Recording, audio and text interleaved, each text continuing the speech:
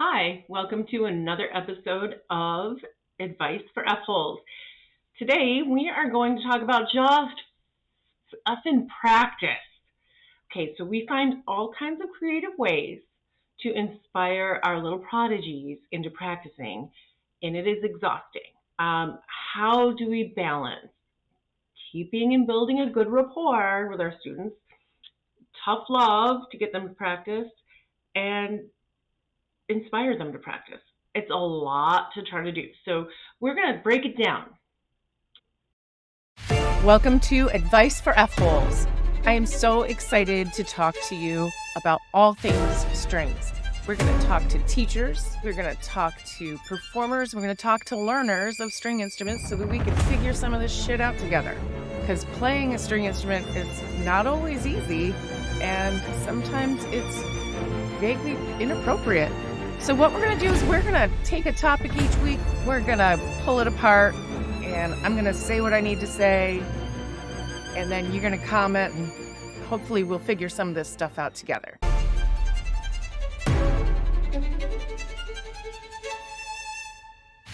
Practicing. Okay, so this isn't just for our students, this is for ourselves as well, right? Sometimes you just got to get the instrument out. So what we're going to do is we're going to talk about some ideas about why we don't practice, why our little darlings don't practice, why our peers don't practice, and see if we can come up with some ideas that'll just kind of help everybody along. So if you are joining me with a beverage this fine evening, this is a delightful Vidal Blanc. It's not as sweet as I originally thought it was going to be, which is great. I love a dry white. So pick up your glass and let's talk about practicing. Okay, so let's break it down. Okay, here we go. Let's talk about obstacles to practicing.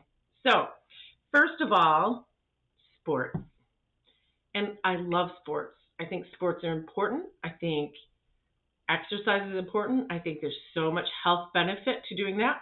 I was not a sports kid, but then again, my generation was not as diverse in their activities as what we see now. So I think it's great, wonderful, team building. I feel like students are using that as an excuse to not practice.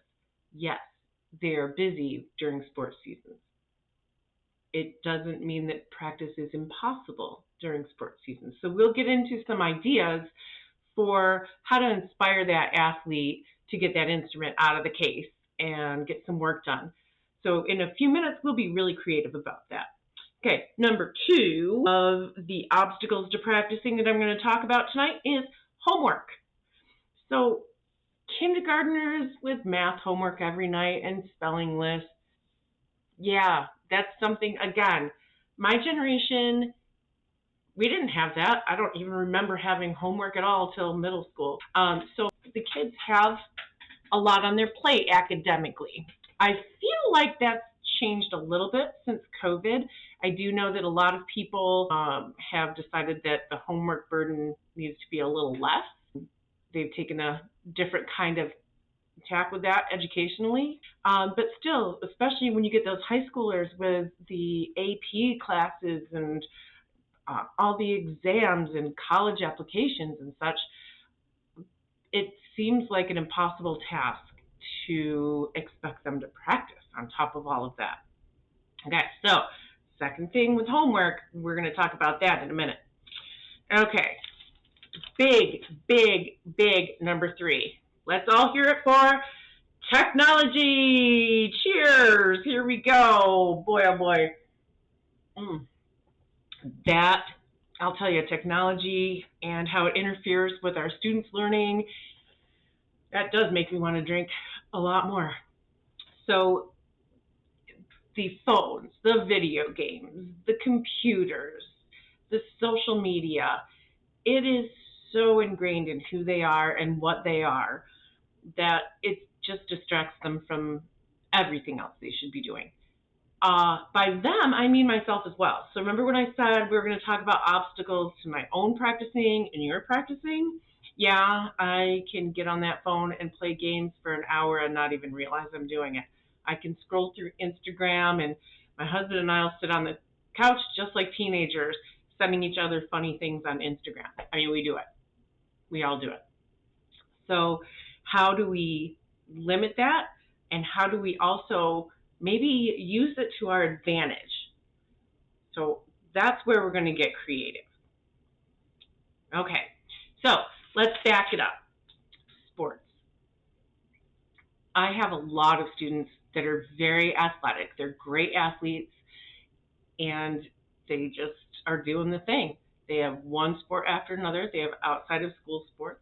Okay, so some of my ways to deal with that creatively is acknowledge it with the student. Okay, so yeah, I know that you have volleyball season right now. By the way, volleyball is the best because they have to keep their nails short, those girls. Yes, love it. So there's more reason they're going to keep your nails short and you don't have to fight it.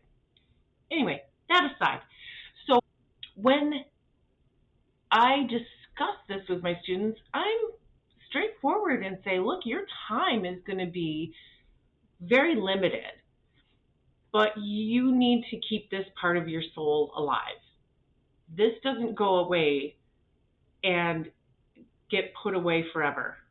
It's going to maybe not have as vibrant of a life practicing as it can when you have more time. So we have to be more creative.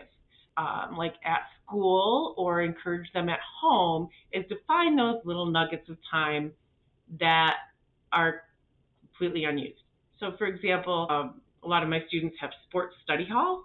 So they go over to a cafeteria where people are loud and crazy and getting yelled at for 35 minutes. Instead, come on over here and practice with a friend. So that has worked so beautifully. So they'll come over, they'll practice, they'll be social in my room, and it also just builds this great culture of students just wanting to gather in the music room, as opposed to the field or the locker room, one of those other places as well. So it's one more place where they get to belong, and bonus, they're getting some practice time on that instrument. I also encourage students to practice during their study halls, so that has worked really, really well. So that's a big one. In terms of home, it's difficult because we can't control their home environment, and why would we want to, right? So giving them some suggestions is always a good idea. So for example, little kids, they're up at the crack of dawn, and it's a beautiful thing for them to do their practicing in the morning before school. That's what my kids did when they were little, because no matter what, they were up by 6 and the bus didn't come until 8 something. So just to give them one thing to do before they can turn on the TV. It's a wonderful thing to do. As the kids get older, that's a lot trickier, having them practice at home and make it a part of their regular schedule. So I'm definitely going to look in the comments to see what kind of home practice you guys can kind of recommend for students that are involved in sports. Okay, so the next thing I wanted to talk about is homework. I found that sometimes students, when I associate practicing with homework, as in, this is a class, you get a grade for this class. In your other class, you have homework. And in this class, your homework is in the form of practicing.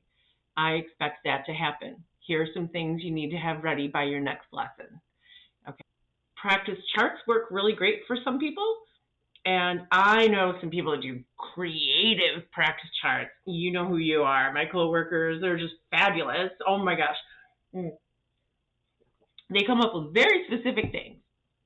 And they're really beautiful works of art. So I think I'm going to have to hit some of them up to share their splendid ideas for practice, maybe in the comment section here. Maybe they could put a copy of those things. Another thing I do instead of doing practice charts, because I teach middle school and I find that it just doesn't work well for me. I do practice challenges every month. So for example, the month of October, the practice challenge was practice your age. So they had to find a piece that had some difficult passage in it and isolate that passage and practice that 12 times. One of my students, she turned 13 just at the wrong time, so she had to do 13. But I did it along with them. So I was learning music for a chamber orchestra that I play with, and I demonstrated that along with my kids. I said, I'm going to be practicing this passage of my music 55 times because I'm 55. And they were like, whoa. So I also gave them no reason to complain, because the minute they started complaining, I was like, 55. If I could do that, you could do 12. So that has been so successful in the past few years. So I have like little incentives for them. They achieve their monthly practice goal. Some of my other monthly goals are going to be really applicable when we start talking about technology. Okay, so homework is the second topic that we're still kind of working on here. So the homework of practicing, making sure they have something that they need to show you for that next lesson, or show you in that next rehearsal, and then you acknowledge it. That is huge, because I think they can slip by us, and frankly, a lot of them can. Jerks. I did not have that kind of luck in life. I had. So we all know those kids that seem to get it without having to try hard. That wasn't me. I would have to practice. But I feel like most students, if you give them a little bit of a challenge, you give them something that they're only going to be 80% successful at the beginning, that gives them a little stretch that they have to get somewhere. So a lot of times that means that they've practiced if they're making that little improvement. And I acknowledge that big time. So that would be one way that I kind of combat the homework issue. Lump it in with your homework. Make sure they know the value of practicing in terms of, this is a grade. It's more than a grade, but it's a grade. It's something you just have to do. You're not going to get good at math if you just, go to algebra and then go home and forget all about it. That's why they make you practice algebra. It's all homework really is, people. It's just practicing. All right, now let's get into the big one. Okay, got my notes right here. Technology, fantastic. So, where do we even start? Where do we start? Yeah, okay. So, some ideas for practicing for your technology-addicted minions. So, one, video games are not bad or good. They are a thing, okay? And one of the things that makes video games very enticing is the fact that if you lose, you just try again. And it's very stimulating to all of those happy hormones when you do something well and you make it to a next level and you have those achievements in video games. That's why it's so great. Okay. Some of those things we don't usually apply when we practice. So we say to repeat things, do them over and over. But if we associate it with something that's really ingrained in their culture, which is, hey, on this passage of your music, you got this far. Let's level up and see if you can get this far when you practice it. I literally give kids goals of, okay, you played 2 notes.